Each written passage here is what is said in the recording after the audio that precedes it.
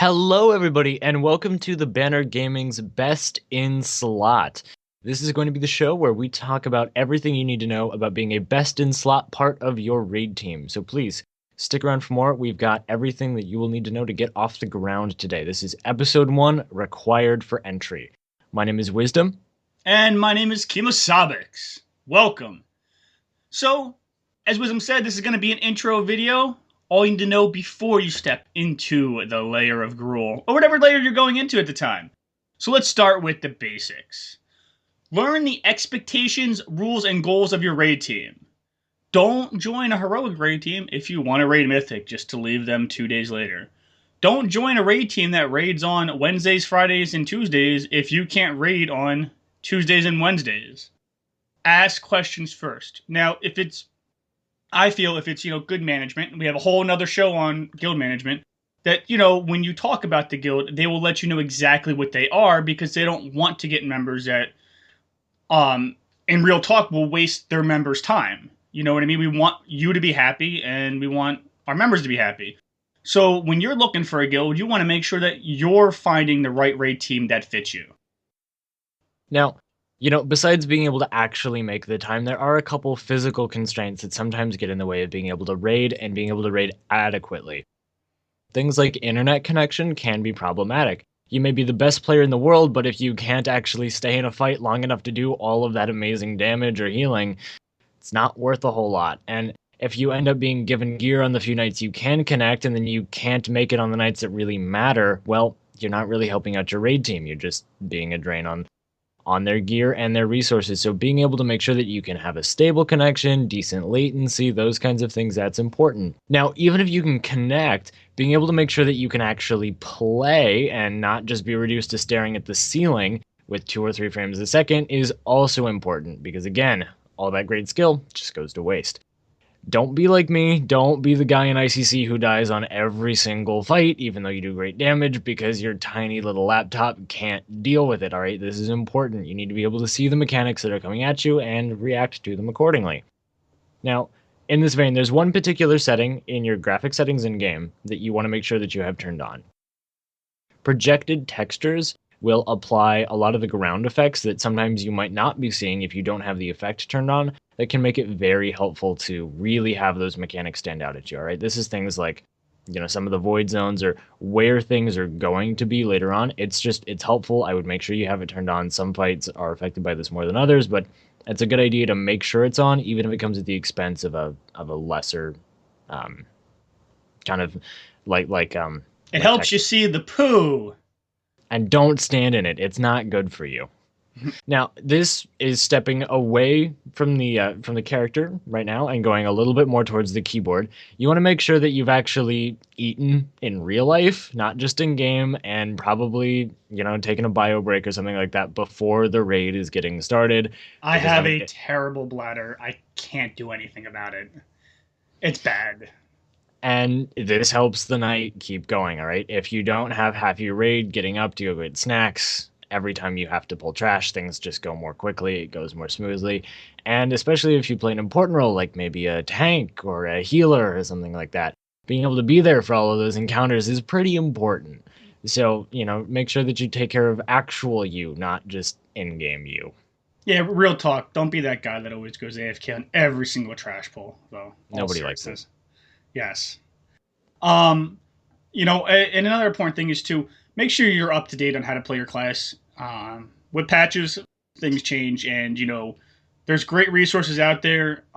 They change all the time, though. What the best one is between like Icy Veins and MMO Champion, and there's been a lot of good ones. So make sure you ask your guild mates, like, hey, what is especially if you're coming back into it, what is the site of the day? But, read up on your class and make sure you're doing the right things. You might think you're doing the right things, but you could be completely missing out. Yeah, and there are some classes that aren't immediately intuitive, so just keeping up to date with changes as they come out is important. It may very dramatically alter your rotation or spec of choice. So pay attention to the news. If you'd like to pay attention to the news, here's a little plug for Ahead of the Curve, another fantastic show by the Banner Gaming, where we tell you the news so that you don't have to keep on top of it yourself. All right, now let's step back in game for just a minute here and talk about consumables. Gonna go back in time to the game. Now, it's easy to undersell consumables because, especially at the end of an expansion, it doesn't seem like they're tremendously powerful anymore. A 250 agility or intellect or whatever at the beginning of the expansion makes a bigger difference than it does at the end. There's no denying that. Doesn't change the fact that it's 250 free stat, and that is more damage, more healing, and if you're a tank, it's still more damage, which is honestly what you care about. So making sure that you have the food that you need, all right, not just any food, but the best food, all right? So, right now, as of the making of this video, you're running after your 125 stat food of choice, especially if you're Pendarn, but knowing which fights to, if it's relevant, switch to the Fellmouth Frenzy, the proc per minute food. That can actually be quite a big DPS gain. Again, if you're not Pendarn, I know that everybody out here is playing the master race because everybody wants to be a Pendarn, but if for some reason you're not, then have your options and know when to use them because that does indeed make a difference. All right, and then you also want to be sure that you have your best class. I mean, those are generally easy to find. It's whatever fits your whatever stat you want the most of. So go out there, get your hands on it, make sure you have enough for an entire raid night. If you're raiding for 3 hours, don't bring 2. Now, bonus rolls are also important. These are kind of a pain to get your hands on in the middle of a raid night, so having them in advance, especially if you know you're going to want them, means that things just keep on trucking. You don't have to run out of the raid in the middle of trash, things like that. It just helps everybody keep on doing what they're doing, and worst of all, you don't want to be in a position where you've killed the boss you wanted to bonus roll and you forgot about it. All right, the number of people who have missed out on a Blade Master trinket or things like that because they didn't have the opportunity to bonus roll, it's sad. You don't want to be that guy. Don't be in that position. Just don't. One night we bonus rolled 2. It was awesome. Good time. That was cool. Yeah. It only took me 13. Man, not gonna live that one down. All right, and fittingly, enchants, I'm not going to tell you what you need for your specific specialization, but make sure that you have the good ones. All right, 10% movement speed, it helps, makes a difference. Get it, it doesn't cost you anything really other than more expensive resources, and those are pretty cheap at this point, so get the best stuff. There's no reason not to, all right? You want to do the best that you can, you want to be best in slot, get the best stuff. It's pretty straightforward here. Remember, guys, this whole segment is trying to make, this whole show is making you that guy. You want to be that guy that people call on to be the engineer, to do the enchants, to do the mechanics right, to pull your weight in DPS and pull others, and be that guy that makes a difference between a wipe and not a wipe. This is trying to make you the best you can be and the most efficient for your raid team. And a lot of this stuff may seem really intuitive, especially to people like us who have been doing this for a long time, but this is, not just for the person who's, a top tier raider. This is for the people who have never necessarily done this before. They want to get into a raiding guild. If you want to make a great first impression, these are boxes you really want to take the time to check, because I promise you, your raid leader is going to say, oh, they don't have their right enchants. They don't, they're missing gems, or they're not using the right gems that they're supposed to use. I mean, don't enchant garbage pieces, but at the same time, make sure that you've got good stuff on good pieces. I mean, that's really just makes good sense. And a lot of the good raid teams use logs, and the logs will take your item level and put you in a bracket based on your item level. Now, good raid leaders will also, keep in mind, do you have your 4-piece? How good are your trinkets and that kind of, how good is your weapon if you're like a hunter? But they'll keep that in mind. But if you're not enchanting and you're not, gemming, you're not doing yourself any favors to make your numbers higher than they could be.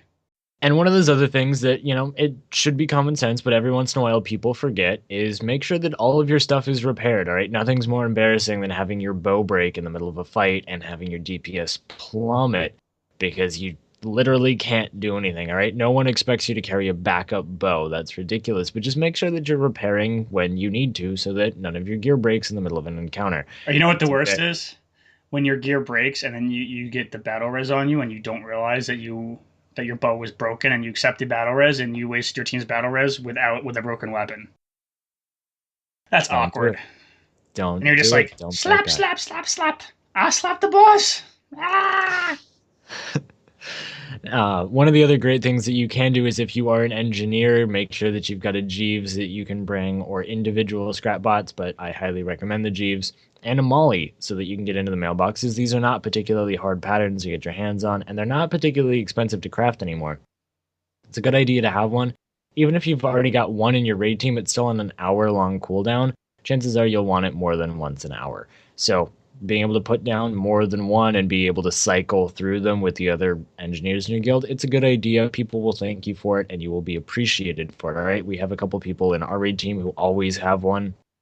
Being able to say, hey, I really need to repair right now and we can't mount up here. Can you please put your Jeeves down? Makes a big difference. So again, bonus points to be that guy. So be that guy. If you're prepared, it's going to show and people will appreciate it. And then when you're not there, they really will appreciate it. Like, we have 2 warlocks, and when they both, for some reason, don't show up, we feel it, man. Because those people who forget the bonus rolls and those people who don't go right away to the to the dungeon and is already zoned in, and they all got to run, and they don't get their bonus rolls. So, yeah, be that guy. Do the right thing. One thing you guys all should do too, and this seems very obvious, but it's often overlooked, is be familiar with the fight mechanics. Make sure that you understand the individual roles that might be called for you. Like, okay, the Archimon fight, but getting inside the portal. Do you know how to shoot the ball? Do you know how to kill the demon? How to click back? Like, make sure you're familiar with all the parts of the fight so you can be the guy that people call on to get those jobs done. And not only that, be willing to, try different strategies. Because coming from a strange guild like ours, we can say that sometimes the easy fights are hard and the hard fights are for some reason very easy. So being willing to change your strategy based on the skill level of your players and what you have is very important. There might be a fight where it's really healing intensive for some, but maybe 3 of your best players in your guild are healers. So you might be able to work it a different way. Just don't be set in one way. Be willing to change with your guild. Just because Fat Boss says it, yes, a lot of times they're right, but there are times that, based on your guild's individual strengths, certain things will be easier for you to accomplish. And on that note, when you're trying to familiarize yourself with a fight, check with your raid leader or other, officers in your raid team and say, hey, do you guys use a set of guides as your sort of framework for your strategy? And generally the answer is yes. I mean, a lot of people like Fatboss. They are a great resource. That's actually what we use. But if you guys find that your raid team uses something different, then don't watch the Fatboss video and expect a Fatboss strategy when the series that they're using is showing you something completely different, all right? So, it might not look exactly the same, but use the right framework, all right? They're all going to introduce you to all of the same mechanics, but the way that they deal with them is different and generally in an important way. So, pay attention to what series your guild is using and follow those more so than, maybe a better known one. Now, let's talk a minute about external software. Voice chat. I cannot believe the amount of times that, we're doing like heroic, we're running heroics and we'll try somebody out and they'll be like, I don't have Vent. Which is fine. Maybe you use Mumble most of the time for your last raid, but then they won't download it. Or I don't know what it is. Have voice chat if you want to join a raiding guild. You need to. I don't know if there's any actual raiding guilds that don't use some form of voice chat. So just make sure you're willing and ready to download whatever voice chat they use. And, this isn't to say that everybody needs to have an amazing microphone. Though if you play an important role like a tank or a healer, being able to talk is very important. But just being able to listen is often good enough. I mean, that's sort of the threshold that we set is, we don't necessarily have everybody having a microphone. We actually have some people who English is not their first language. So, big points to them for still being able to understand everything that we say.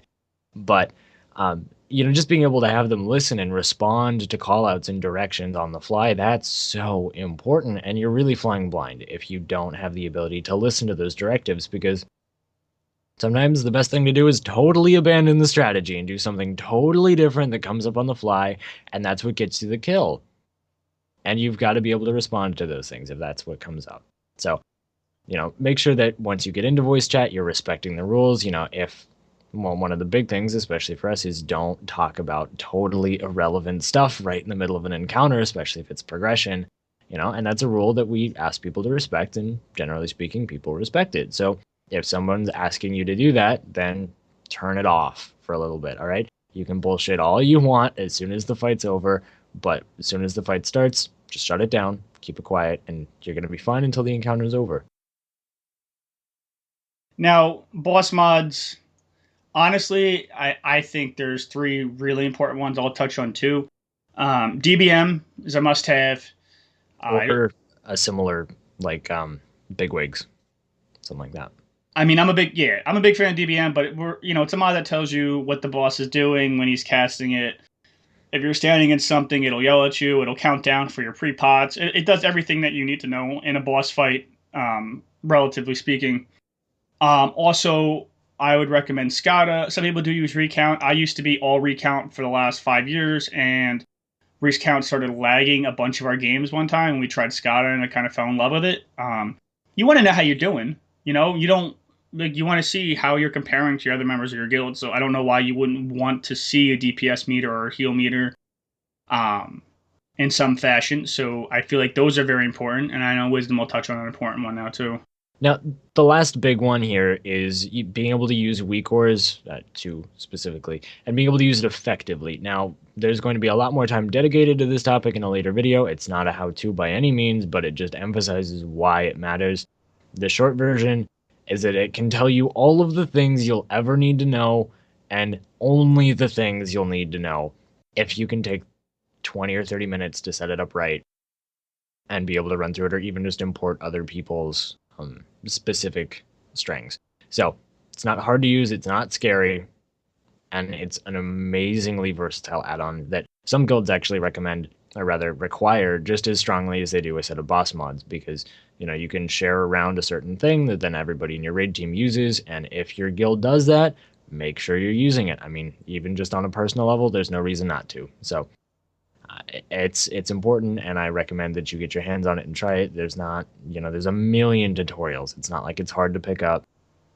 And if you're scared of it initially, you will very quickly come to understand it. It's not particularly complex, and it's so powerful. Now, we're also going to be touching on the UI as a whole in a little bit. There's going to be a video coming up very shortly that you should pay attention to. It's another one of these best in slots. So look for that. It's going to be all about why your UI matters and what you want to be able to see. But the short version is that really it needs to show you all of the things you need to see and none of the things you don't.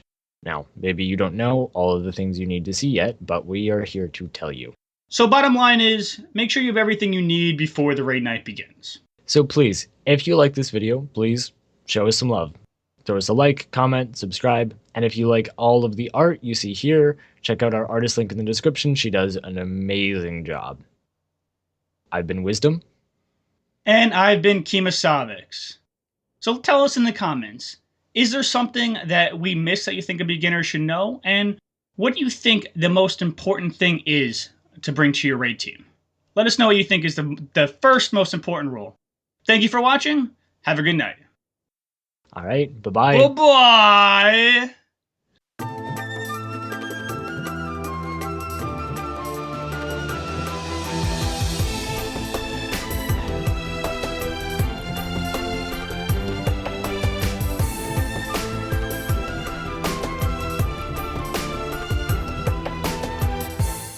What the fuck? Welcome to the Banner's Best in Slot. No, you do not take my bye-bye, ever. I wasn't. That is mine. I don't care what rules we switch. I will never try to impersonate that. It's not going to sound good coming out of my face.